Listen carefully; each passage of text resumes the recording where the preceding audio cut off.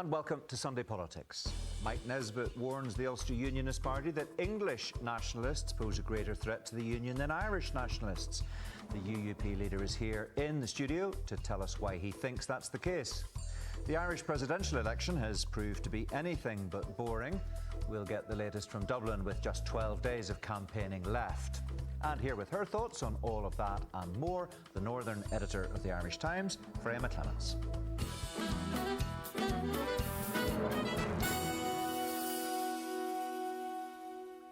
Mike Nesbitt delivered his keynote address to the Ulster Unionist faithful at the party's conference in Belfast yesterday. He warned the party about the threat posed to the Union, not by Republicans, but by English nationalists. But will the Health Minister be the man leading that charge for much longer? Brendan Hughes went along for Sunday Politics.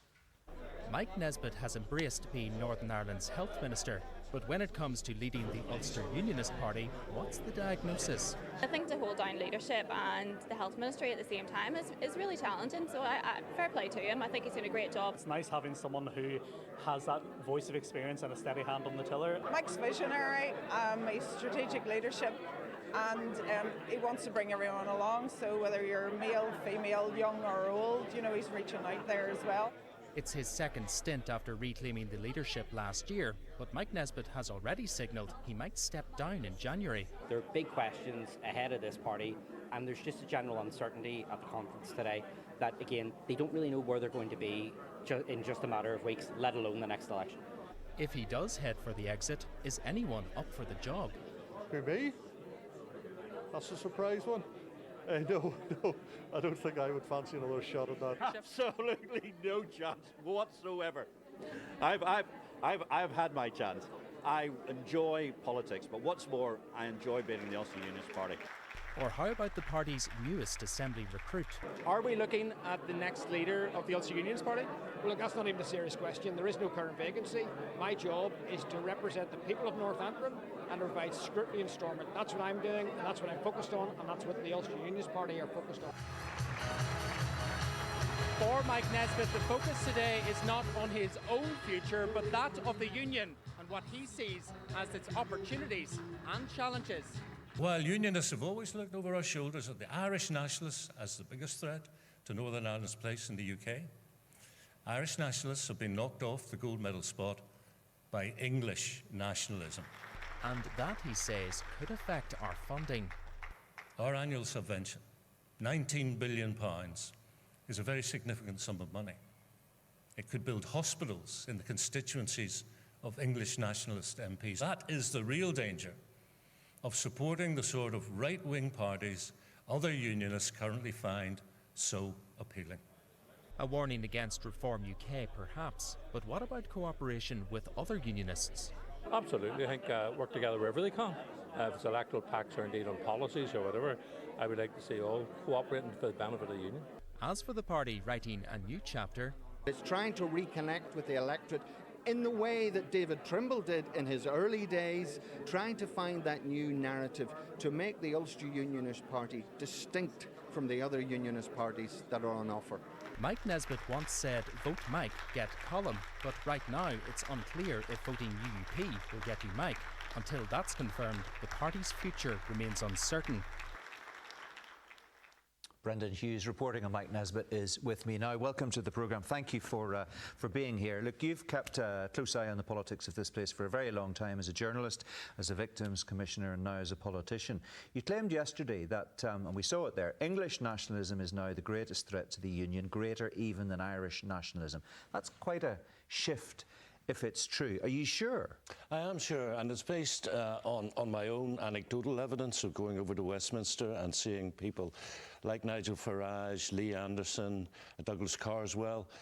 Carswell, when I was there one day, was attacking Scotland for its block grant. So there is this shift in attitude. The days of Northern Ireland exceptionalism based on the Troubles are long gone. Treasury are taking a very, very hard line on Northern Ireland and our finances. And if you went to the Cabinet, well, say, for example, the Home Secretary, and started talking about the 36th Ulster Division, I think she would look at you as if, what are you talking about? So it's a long time since that kind of bond in terms of what Northern Irish people did in the 2 world wars, their contribution to protecting the United Kingdom, I don't see that being strong anymore. So you talked yesterday about the £19 billion block grant that comes from Westminster to Northern Ireland every year, and you said that some of those English nationalist MPs could probably use some of that in their own constituencies in England, and would be very keen perhaps to get their hands on that. Are you saying that a government that included some element of that English nationalism, maybe a reform-led government after the next general election, would potentially cut back on the block grant in Northern Ireland? Maybe even, call a border poll? Yeah, so I don't know what they would do, but I have no confidence it would be good for Northern Ireland. And it's a bit of a double whammy, though, isn't it? Because the other concern that unionists have and always have had, which is Irish nationalism, hasn't gone away, you know, and in fact is, some people might say, stronger than ever. There's more talk now about a border poll than there was 10, 15, 20 years ago. Yeah, and I'm very conscious the BBC have been all over it for at least a week now with these podcasts that you're doing. I see no evidence that that a border poll would result in constitutional change. Yeah, well, you did address the issue in your speech yesterday, so it's not just the BBC talking about it. I mean, the BBC talks about what is happening in the public square, as you know very well. I mean, that is a conversation that's happening. You can't deny that. Oh, it is happening, and it's happening because of Brexit, because I was elected in 2011, and between then and 2016, I don't remember any chat, Mark. Not a debate, not chat in the tea rooms, in the corridors of Parliament buildings at Stormont about the constitutional change, because David Trimble parked it effectively with the 98 agreement.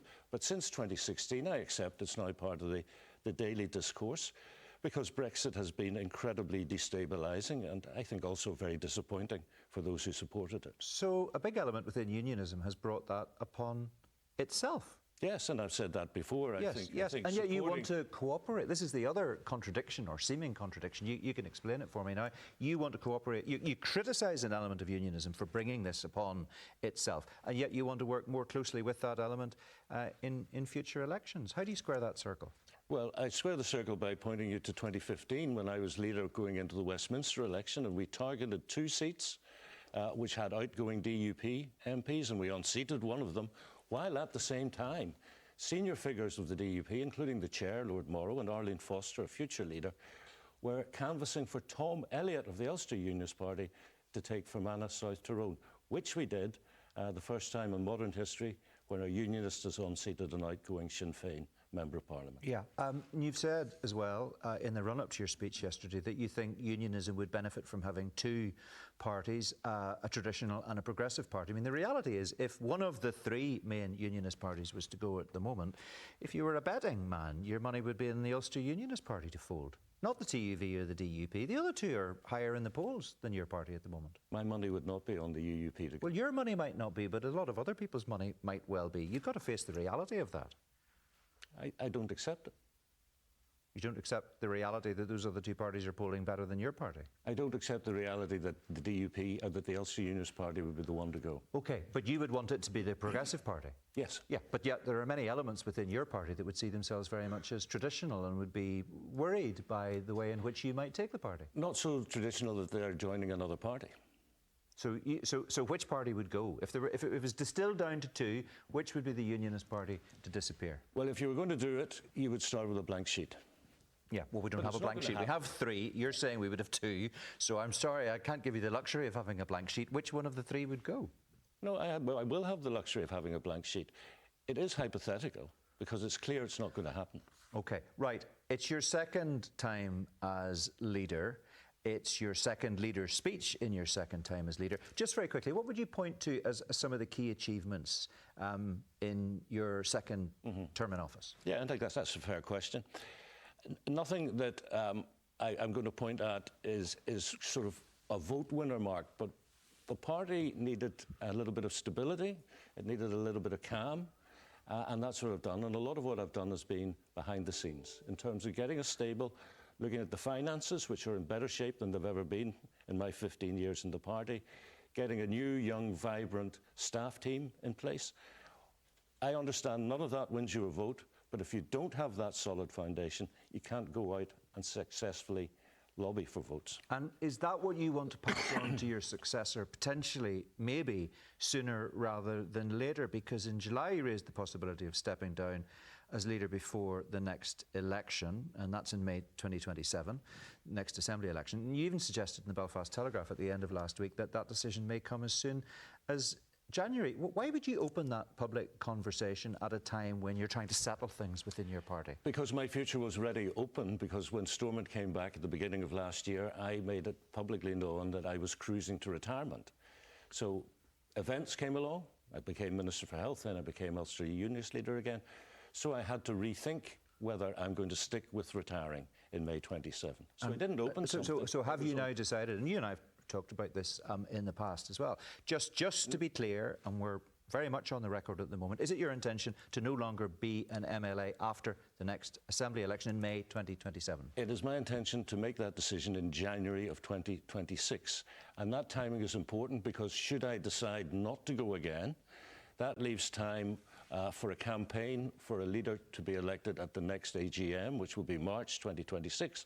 And that gives that next leader 14 months before the election. Except the difficulty is, and look, you know this because you've been a journalist, you've been in my seat asking politicians questions in a situation exactly like this. Once you raise the possibility of you going, you shoot yourself in the foot. You become a lame duck leader, do you not? I assure you I am not a lame duck leader, and there is no talk within the party that I'm aware of about who's going to be next. Yeah, well, that's because nobody wants the job. I don't think that's true. Well, it might be true, and if it is true, that's not good for the Ulster Unionist Party. I believe it not to be true. Well, not too many people wanted it the last time round, or the time before that, or indeed the time before that. But I think this time, where there's prospects of people, plural, stepping forward. Yeah, and presumably that would be from your Assembly team. Quite a few of the members of your Assembly team have already been leaders. We saw several people in Brendan Hughes' report there ruling it out. What about John Burrows, who's your new MLA, all over the media, very confident performer, has a track record in the public square. Could he be a future leader of the Ulster Unionist Party now, without having actually won a seat? I mean, we've got a Deputy First Minister who didn't win a seat at the last election. This is all speculation, Mark, and I really don't think it is that helpful. But I will say this, But that's what happens when you raise the issue publicly. People will speculate. That's the problem, isn't it? What John needs to do is win the seat in North Antrim in his own right, because, as you know, he has been co-opted, and that is what he's focused on.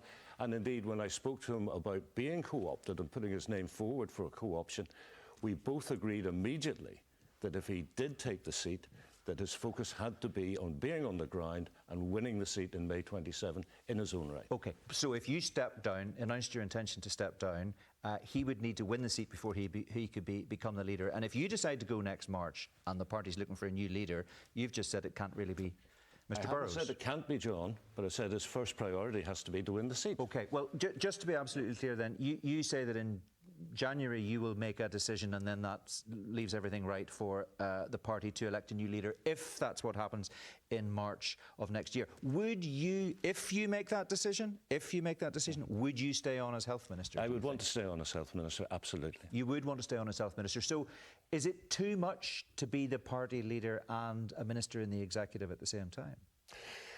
It is a strain, but there's a big difference between the two roles. If you're Health Minister, you cannot delegate anything that comes across your desk.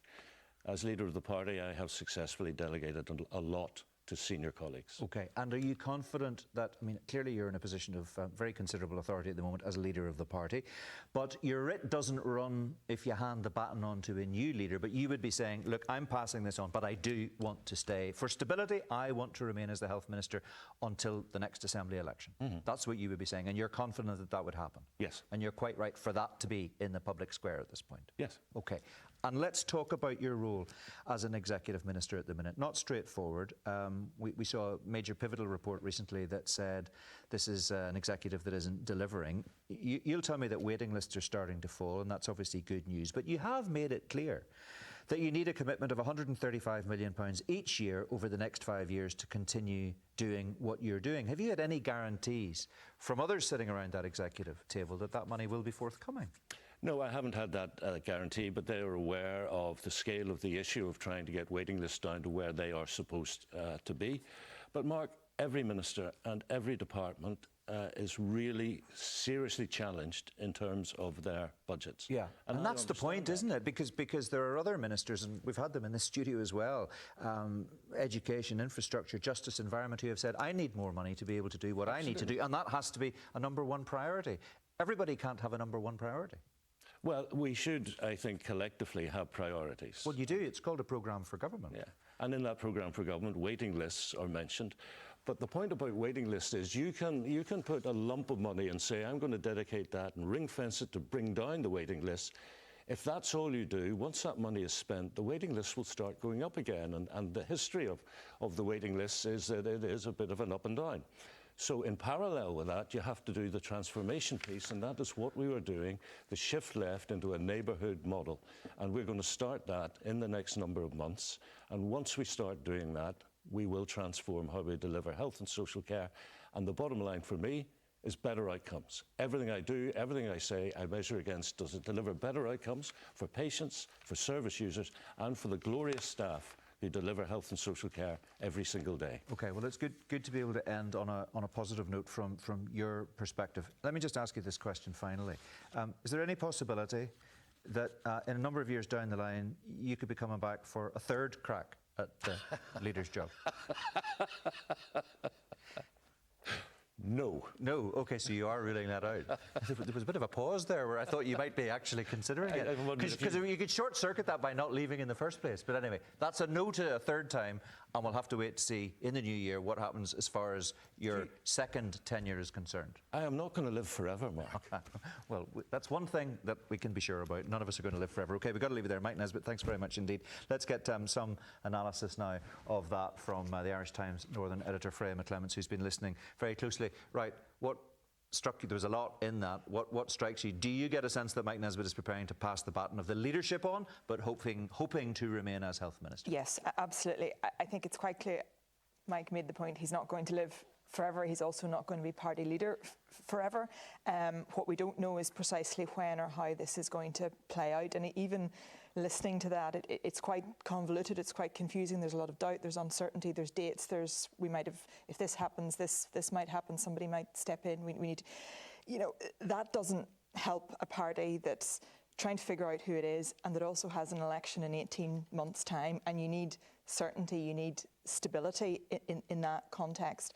And the difficulty for the UUP at the minute is that it doesn't know who the leader might be going into the next election, and it also fundamentally doesn't really know what it stands for. It's still really defining itself by what it's not. It's not the DUP, it's not the TUV, rather than what it is.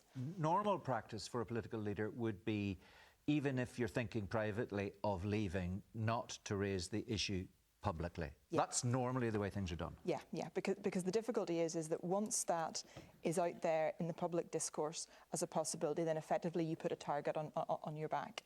And we will see from now until whenever this is resolved, be that the decision in January 26 or later down the line, much of the discourse, the discussion around this will focus on the leadership. Who's going to be the leadership? Who are the candidates? I mean, we saw John Burrows didn't rule himself out. Yeah, well, Mike Nesbitt seems to have ruled him out without actually winning a seat. So if that's the case and the party agrees with that, then that means it's looking like Robbie Butler, who's the deputy leader at the moment. Yeah, but again, we're sitting here talking about who might be the leader, rather than potentially talking about the UUP's priorities or talking about the next election. And you were at conference yesterday. I just wonder if you can sum up the mood for us, particularly about that line that Mike Nesbitt talked about. And it's got a lot of coverage, and it is a very interesting line. English nationalism poses a bigger threat to unionism, to the union, than Irish nationalism. Yeah. I mean, I think the conference yesterday was lacklustre. You can get a sense of these things sometimes. There wasn't much of a buzz. People weren't really fired up. I think there were maybe 200 people maximum in the room. Absolutely an interesting point about the English nationalism. I think it went down well in the room, but I mean, we've seen before, and unionist parties before have pinned their hopes or their fears to parties in Britain. Reform English nationalism is unpredictable. We don't know how this may play out. absolutely what Mike is saying could come to pass, but equally it may not. We just have to wait and see. OK, Freya, for now, thank you very much indeed. We'll speak to you a little bit later in the programme. Shortly, we'll cross to Dublin for the latest on the presidential campaign. But first, during Thursday's RTE radio debate, Heather Humphreys was asked for her message to unionists. I would say to unionists that I understand there are 1 million people in Northern Ireland who identify as British citizens. I would say to them, look at me. I am the perfect example of living in a country from a minority tradition. I got an opportunity. This country made me what I am. It has given me everything I have. And I would say to the unionist community, have that conversation, come and talk. I am a living example of an opportunity that I got in this country. This is a safe country. This country will respect your traditions. Presidential hopeful Heather Humphreys. Mike Nesbitt, as a leader of unionism, do you see Heather Humphreys as a threat potentially to the union? No, I don't. I think of the two candidates, she is the lesser threat to the union. Because she is an Ulster woman of Presbyterian stock. Is that what it boils down to? I think she would have a better understanding of the complexities of the politics and the societal nature of Northern Ireland. And would you be worried about a Catherine Connolly presidency? Would you go that far? I wouldn't be particularly worried about it because she reflects a style of politics and an ideology that I don't support. OK. Just interesting to get your thoughts. Thanks very much indeed for that, Mike Nesbitt. Let's turn to the campaign proper now and get the latest. Tabitha Monaghan, political reporter at the Irish Independent, joins me from Dublin. Welcome to the programme, Tabitha. After a pretty dramatic week, we've got some new polling in the Business Post today, which on the face of it looks like it's better news for Catherine Connolly than Heather Humphreys. Yeah, that's true. And I think possibly what we expected, because we had a poll from the Sunday Independent the week previous that also had Catherine Connolly out in front. But what we're seeing in this Business Post poll, the Red Sea Business Post poll today, Catherine Connolly on 36%, Heather Humphreys on 25%, so a decent bit behind Catherine Connolly, and Jim Gavin on 12%. So when this polling was done, it was kind of straddling that period between when Jim Gavin was in the race and when he was out of the race. But we do know he still remains on the ballot. 27% of people are still undecided, so there's still a significant cohort of people who haven't made up their mind yet. But as you said in your intro, there are still 12 days to go, so there's plenty of time for more campaigning there. I think the most important thing is when you remove Jim Gavin from those numbers and see where his second preferences go, Heather Humphreys is definitely the candidate who's benefiting the most from those transfers, and we would have expected that. We know Fianna Fáil and Fine Gael are very transfer friendly. We saw that in the last 3 elections in 2024, but that still puts Heather Humphreys behind Catherine Connolly. So when we remove Jim Gavin, Catherine Connolly on 39%, Heather Humphreys on 31%. So it's looking like a very difficult challenge for Heather Humphreys ahead to catch up with Catherine. Yeah, those numbers are absolutely fascinating. I mean, what Fianna Fáil voters do on the day will be key. Heather Humphreys has appealed for them to switch their support to her. And then, of course, the Taoiseach Micheál Martin has declared his personal support for Heather Humphreys, but not at this stage, asked his party to go out and vote for her. And that's quite interesting, isn't it? It is, but I think it's highly unlikely that we will see Micheál Martin advising his party to vote for a Fine Gael candidate. I think the most that we would have expected is him saying personally that he will be voting for Heather Humphreys. We do have a number of members, Fianna Fáil members, particularly the MEPs, coming out and saying that they will be offering their vote to Heather Humphreys. You know, they see her as a pro-European candidate. I think as well as that, we're seeing a lot of reports in the Sunday papers today that there's a number of Fianna Fáil TDs who actually plan to vote for Jim Gavin, even because he will be still on the ballot. His vote will still be counted. So we do have a number of them saying that we will continue to vote for him because it's a Fianna Fáil candidate, whether or not he's in or out of the race on that ballot. So it'll be interesting to see where that goes because Jim Gavin is still going to be on that ballot paper. Yeah, just finally and briefly, I mean, what's fascinating here is that you assume Micheál Martin will just be hoping for this campaign to be over as quickly as possible. I mean, he's got other problems of his own. We've just had Mike Nesbitt, the Ulster Unionist leader, discussing in public the possibility of his leadership coming to an end. Micheál Martin isn't going down that road, it has to be said. No, definitely not. And yes, I think even before Jim Gavin became the nominee for Fianna Fáil, there was this idea that that election between that decision between Billy Kelleher, the MEP, and Jim Gavin was going to be a referendum on Micheál Martin's leadership. Now, there was a lot of people who are angry, but I think what has happened, it has potentially weakened Micheál Martin's leadership, but I don't think in the short term. We don't have somebody who's the obvious successor to Micheál Martin yet. I think what people are pointing to now is 2027, because Ireland will hold the EU presidency, and then when that comes to an end, that seems like a natural time when the party might look at that. We also have the switch over between Micheál Martin and Simon Harris. They will switch roles as Taoiseach and Taoiseach. So that's another moment where we think that we'll be looking to for that.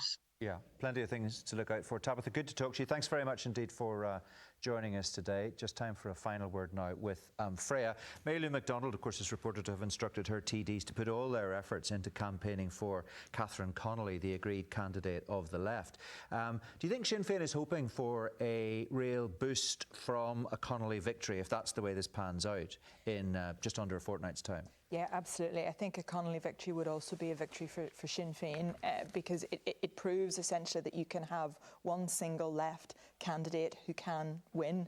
It means then that when it comes to the next general election in the south, Sinn Féin can try and essentially gather a coalition around that.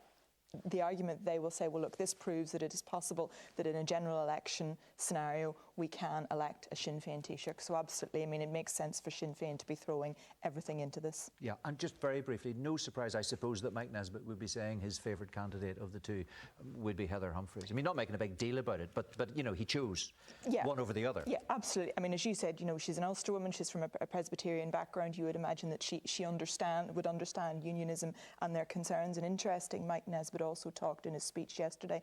Essentially, it was be careful what you wish for Irish people in the Republic of Ireland, because he made the point in a United Ireland scenario, unionist TDs could hold the balance of power. It was be careful what you wish for.